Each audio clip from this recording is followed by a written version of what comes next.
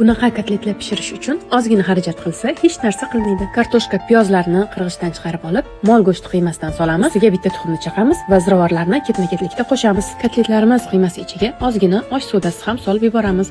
Bu kotletlarimizni berch bo'lib qolishidan saqlaydi. Qiymamiz ichiga non talqonidan ham qo'shib yuboramiz. Tayyorlayotgan qiymamizni tuz va ziralari bir-biriga o'tib singishi uchun oldin g'ijimlaymiz, keyin urib ishlov beramiz.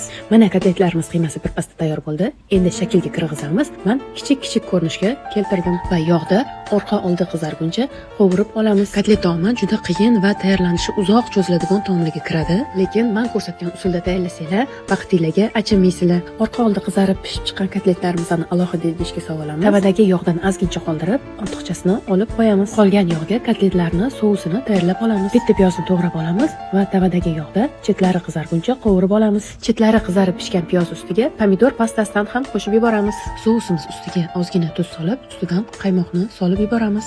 Kotlet tayyorlagan yilida sizlar ham qaymoqli sousda dimlab ko'ringlar. Mazalari shunaqa yoqimli va og'izda eriydigan bo'lib chiqadi. Kotletlarni bir tarafi qaymoqqa botgandan keyin ikkinchi tarafini ham o'ngirib 5 minutga dimlab qo'yamiz. Polga sachragan yog' qoldiqlarini Clean Home tozalash vositasida tozalab olamiz. Clean Home'da keng assortimentdagi tozalash vositalari mavjud. Uzun marketdan ham buyurtma berishingiz mumkin. Mana kotletlarimiz ham birpasda pishdi.